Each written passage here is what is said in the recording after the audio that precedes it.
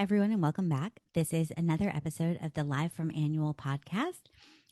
So delighted to kind of recap a couple of the highlights from today. This is Friday, August 18th, and there's so many sessions that could be highlighted. But want to take a minute to just highlight three that I thought were really exciting and innovative, and kind of offered a good insight into the future of neurocritical care. There was another really exciting session about non-invasive ICP monitoring and the future of non-invasive ICP monitoring. This was really cool. Like, this is just looking at some of the latest and greatest in terms of what might be coming down the pipeline to help us non-invasively measure ICP. And so this was led by Dr. Priscilla, Dr. Herzala, and Dr. Dr. Puccio. Who each talk about a different sort of novel approach to non-invasive ICP monitoring. So Dr. Brazil talked about some of his work in looking at a new technology called Brain for Care. One of the really exciting things about this, and a pearl to me, is that the skull actually pulsates. This is news to me.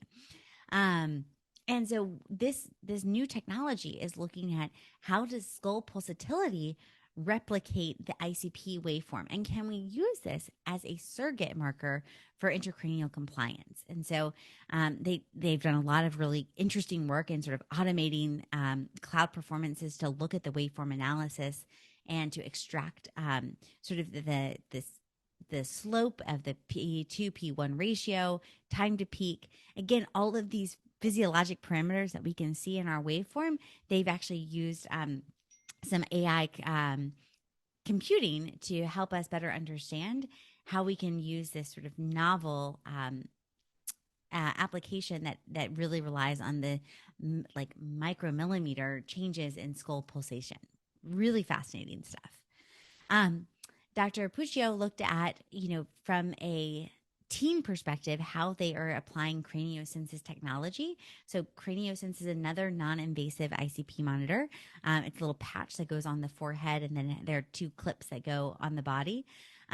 Looking again at the vascular changes under pressure to provide a non-invasive measurement of ICP. And so again, she really talks about the team-based approach and how this is feasible to do at the bedside, which is important. And Dr. Hazala discusses his project using a neural network to automate ultrasonographic measurements of the optic nerve sheath diameter. So again, this is how can we automate something that we know already can be used to sort of approximate intracranial pressure. And part of this I think was really interesting is that we really needed to develop a better standardization of how to measure optic nerve sheath diameter. And so part of his project is looking at sort of a international effort to standardize that optic nerve sheath diameter measurement, and then applying sort of machine learning and automated ultrasonographic